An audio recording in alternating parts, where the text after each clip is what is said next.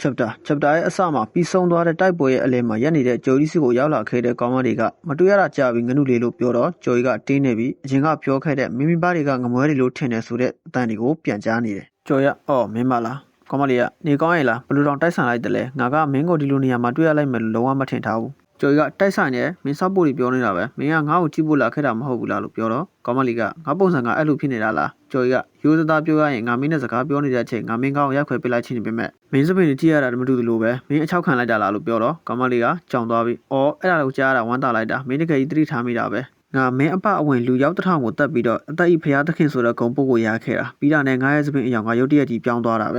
ကျော်ရအသက်ပြင်းချလာပြီးမင်းကလူရောက်တစ်ထောင်ကိုတက်ပြီးတော့အသက်ဤဖျားသခင်ဖြစ်လာတယ်ပေါ့အဲ့ဒါဆိုရင်တေချာပေါ့အဲ့ဒီဂုံပုတ်ရဲ့နာမည်ကတေချင်းဖျားသခင်ပဲဖြစ်ရမှာကောင်မလေးကတစ်ချက်ပြောလာပြီးငါသိပါတယ်အဲ့ဒါတွေရဖို့အတွက်နဲ့ငါမှဟာတာတွေလည်းလုံနေရလိုက်တာလို့ပြောတော့ကျော်ကြီးကဘာဟာတာဆိုပြီးတုတ်ညံရိုက်ချလိုက်တော့ကောင်မလေးကခုံဆောင်လိုက်တယ်ကျော်ကြီးကကောင်းပြီလေဒါဖြစ်ဟာတာတွေတော်ပြီးအခုကမင်းကိုလိုက်ရမယ့်အချိန်ပဲကောင်မလေးကအိုးတကယ်လားလို့ပြောရင်အလင်းနောက်တစ်ခုကကောင်းကင်ရံထိဖြာထွက်သွားအောင်ကျော်ကြီးကရိုက်ပစ်လိုက်ပြင်မဲ့ဘယ်လိုလုပ်ရပါမလဲငါကမင်းကိုပြောချင်တာတွေအများကြီးရှိနေသေးတာကိုဆိုပြီးတော့ပြောလိုက်တော့ကျော်ကြီးကချိန်ဆွဲမနေတော့ပဲလှည့်ပြီးရိုက်ချလိုက်တော့အလင်းနဲ့ဖြာထွက်လာပြီးတောင်ကြီးပါပြိုသွားတယ်ယူရတ်ကပြစ်မှတ်ကိုထိသွားပြီးဆရာကအကောင်ဆုံးပဲတော်တော်ကောင်းတဲ့ရိုက်ချက်ပဲပြီးတော့သူလည်းသိပြီကျော်ကြီးကဒါကဘာမှမဟုတ်ပါဘူးအဲ့ဒီလိုပလေယာတွေကလေပဲကြီးပြီးတကယ်ကဘာမှမဟုတ်ဘူးလို့စကားမဆုံးခင်တခုခုကိုသတိထားမိသွားတယ်ဟန်ဆိုပြီးကြည့်လိုက်တော့ကောင်မလေးကအချင်းလက်လက်ကြီးရှိနေသေးတာတွေ့ရတယ်ဟိုးမင်းတကယ်ကြီးတတ်မှလာတာပဲဒါပေမဲ့ဒါလေးနဲ့တော့မင်းငါ့ကိုတတ်ဖို့မလုံလောက်သေးဘူးလို့ပြောတော့ယူရတ်ကဟိုမှာပါ boss အဲ့ဒီမိန်းမကအသက်ရှင်နေတုံးပဲကျော်ကြီးကငါမြင်ပါတယ်ကွာမင်းအခုမင်းခြေထောက်ကိုငါးပါးစက်ကထုတ်ပြီးလို့ရမလားဆိုပြီးတယောက်နဲ့တယောက်ပြောနေတာကိုကောင်မလေးကကြည့်နေတော့ယူရတ်ကကြောင်သွားပြီ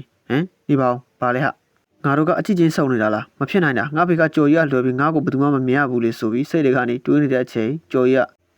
ဒါကတကယ်ထူးဆန်းတာပဲမင်းငါရိုက်တာခံလိုက်ရမှန်းငါသိပါတယ်ဒါပေမဲ့ဘာဖြစ်လို့မင်းဒီမှာဘာမှမဖြစ်တယ်လို့ရက်နေနိုင်ရတာလဲကောင်မလေးကငါကအကူအသက်ရဲ့ဖရာသခင်လို့မင်းကိုမပြောခဲ့ဘူးလားမင်းလို့တာမန်လူသားတစ်ယောက်ကဖရာသခင်ကိုတတ်နိုင်လိုက်မယ်လို့တကယ်ကြီးချင်းနေတာလားကျော်ကြီးကဝိုးမင်းကတကယ်ကြီးအာယုံနာဖို့ကောင်းတာပဲဆိုပြီးချက်ချင်းပြုံးဝင်သွားတော့ကောင်မလေးကအပြုံးလေးတစ်ချက်ပဲပြုံးလာပြီးကျော်ကြီးကတော့မချင်တဲ့တာတွေကိုစီးနဲ့မှတ်ပြီးအတိုးနဲ့လာရိုက်နေခဲ့တယ်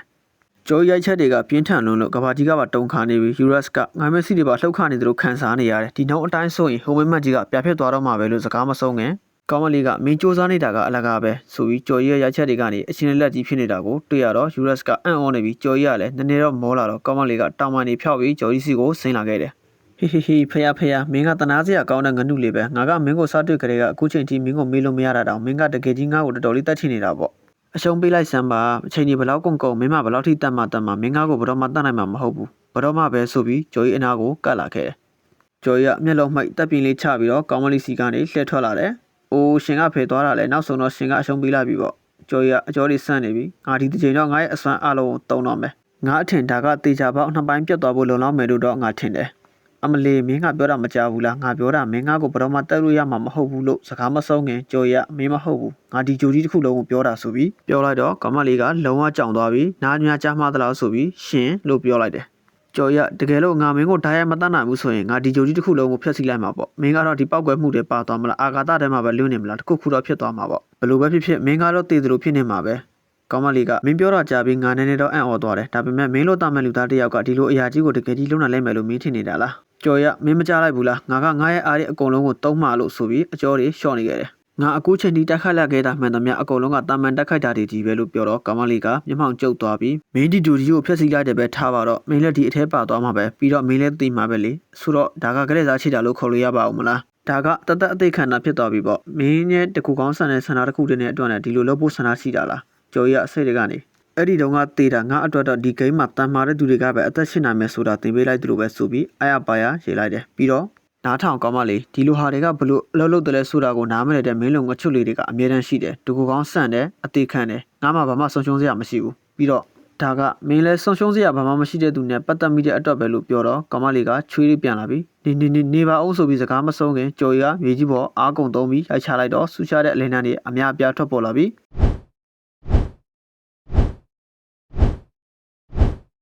ကဘာကြီးတစ်ခုလုံးပျက်စီးသွားတယ်ရုတ်တရက်အားလုံးမှောင်မဲသွားပြီး system ကကုတ်လေးတက်လာခဲ့တယ်ခဏနေတော့ virtual reality game ဆိုင်ကဂိမ်းကစားနေတဲ့သူတွေအားလုံးကထွက်လာကြပြီးဘာဖြစ်တာလဲဟာငါ chrono life ကနေကန်ထုတ်ကန်ထိသွားတယ်ငါရောပဲဘာဒီဖြစ်နေတာလဲငါလည်း boss ကိုတိုက်နေတာဟေ့ဘေးဘာဖြစ်နေတာလဲကွာခင်ဗျားပေါ့ဖျက်ချလိုက်တာလားဒါမှမဟုတ်တခုခုလောက်လိုက်တာလားဒါကစီးပွားရေးလည်းပတ်ဖို့လားဘာလား ကျေးဇူးပြုပြီးစိတ်လျှော့ကြပါအောင်ကျွန်တော်ကအဲ့ဒီလိုပါဝါဖြတ်တာတွေဘာမှမလုပ်ထားပါဘူးဗျဒါဖြစ်အဲ့ဒါက Chrome Live server down သွားတာများလားဘာဖြစ်လို့သူတို့ကမတင်ညာပဲရုပ်တရက်ကြီးလွှတ်ရတာလဲတယောက်ကနေအောင်သူတို့ post တစ်ခုတင်လိုက်တယ် Chrome Live ရဲ့ website ထဲကိုဝင်ကြည့်ကြအောင်ဆိုပြီးတော့ပြောတယ် website မှာရေးထားတာကမင်္ဂလာပါ Chrome Live အသုံးပြုသူအားလုံးဒါက Chrome Live ဝန်ထမ်းပါကျွန်ုပ်တို့ဒီလက်ရှိတွင် server ပြပင်ထိန်းသိမ်းမှုများပြုလုပ်နေပါသည်တင်းရဲ့ဂိမ်းကစားခြင်းကိုအနှောက်အယှက်ပေးမိတဲ့အတွက်တောင်းပန်ပါတယ် server များကိုပြန်လည်ဖွင့်လှစ်ခြင်းနဲ့ပတ်သက်၍ကျွန်ုပ်တို့အမြန်ဆုံး update လုပ်ပေးပါမည်အစီအမံပြုမှုများအတွက်တောင်းပန်ပါသည်လို့ရေးထားတယ်ဟိုကြည့်ရတာတကယ်ကြီး server down သွားတဲ့ပုံပဲမဖြစ်နိုင်တာဆိုပြီးပြောနေကြတဲ့အချိန်မှာအသုံးပြုသူတယောက်ကတော့ဆက်ပြီးအသုံးပြုနေစေပဲဖြစ်တယ် system ကနေပင်မ assistant ကိုပြန်လည်စတင်နေပါသည် online အသုံးပြုသူများကို scan ဖတ်နေပါတယ်လက်ရှိ online အသုံးပြုသူတယောက်ဆိုပြီးကြော်ရိုးပြတယ်ဟာငါပဲရောက်နေတာလဲထူးဆန်းလိုက်တာခုနလေးတင်ငါကဘာကြီးကိုမြင်နေရသေးတာလို့စကားမဆုံးသေးခင် ST389 အဲ့ဒါကမင်းဖြစ်စီခဲ့တဲ့ဂျိုနမင်းလေးစကြဝဠာဒီလေးခုမြောက်ထဲမှာအဲ့ဒါကအလှဆုံးလေးမင်းဘာလို့လွတ်ကြလဲဟာအဲ့ဒီဂျိုကငါအမေရဲ့အကြိုက်ဆုံးနေရပဲကြော်ကြီးကဟာမင်းကဘာတူလဲလို့ပြောတော့ရွှေအောင်ဘဲကြီးကငါလားဟဲဆိုပြီးတော့ကြော်ကြီးတော့ကြောက်စရာမကောင်းပေမဲ့လည်းကြောက်စရာကောင်းတဲ့အပြုံးကြီးကိုပြုံးရင် chapter တစ်ခုပြီးသွားတယ်